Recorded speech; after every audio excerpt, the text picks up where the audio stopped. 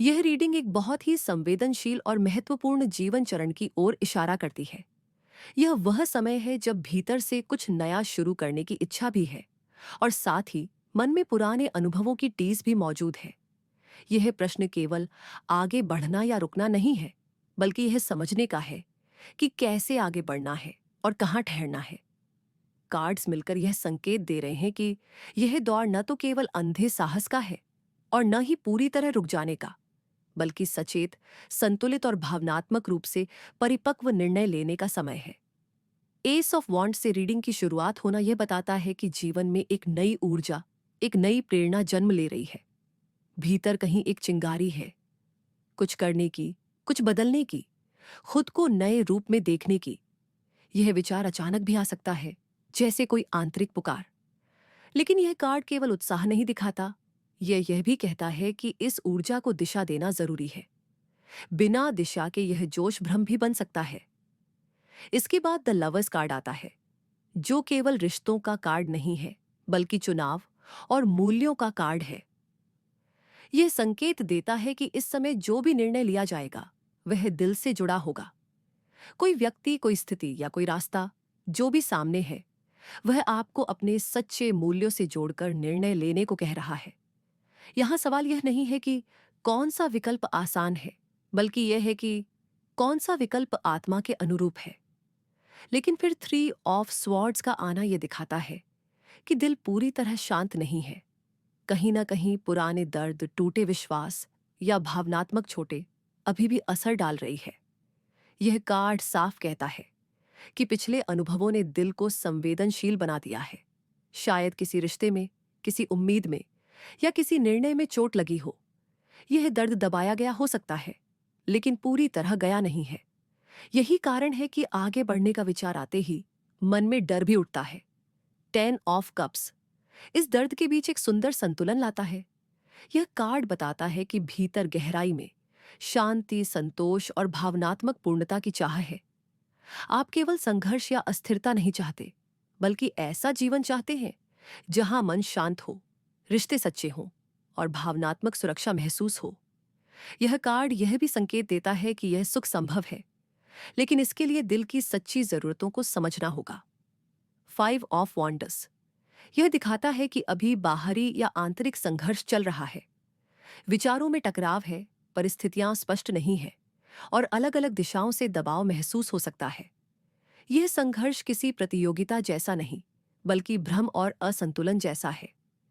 मन में कई आवाजें हैं, कुछ कहती हैं आगे बढ़ो, कुछ कहती हैं रुक जाओ।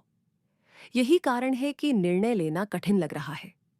3 ऑफ स्वॉर्ड्स का दोबारा आना बहुत महत्वपूर्ण है। यह दोहराव इस बात पर जोर देता है कि जब तक पुराने भावनात्मक घावों को समझकर स्वीकार नहीं किया जाता, तब तक कोई भी बड़ा निर्णय मन को पूरी तरह संतुष्टि नहीं देगा।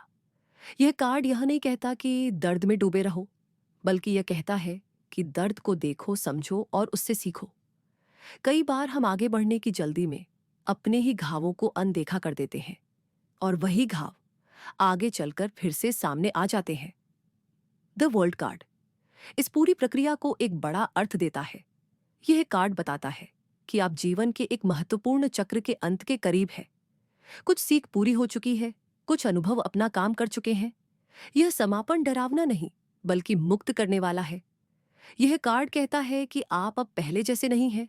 आपने बहुत कुछ समझा है, बहुत कुछ सीखा है। अब जो भी आगे होगा, वह एक नए स्तर से होगा। 2 ऑफ पेंटेकल्स यह दर्शाता है कि अभी संतुलन साधना सबसे जरूरी है। एक तरफ आगे बढ़ने की इच्छा है, दूसरी तरफ रुककर सोचने की जरूरत। यह कार्ड कहता है कि दोनों को साथ लेकर चलना ही समझदारी है। न तो भावनाओं को पूरी तरह दबाना सही है और न ही केवल भावनाओं के बहाव में बह जाना। यह समय प्राथमिकताओं को समझने और ऊर्जा को सही जगह लगाने का है। किंग ऑफ कप्स यहां बहुत ही महत्वपूर्ण भूमिका निभाता है। यह कार्ड भावनात्मक परिपक्वता का प्रतीक है।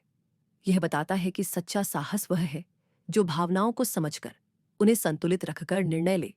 यह कार्ड यह संकेत देता है कि आपको अपने भीतर के भावनात्मक तूफान को शांत करना होगा, ताकि निर्णय स्पष्ट हो सके। जब दिल शांत होता है, तभी सही दिशा दिखाई देती है। अंत में क्वीन ऑफ सोर्ड्स आती है, जो स्पष्टता, सत्य और विवेक का प्रतीक है।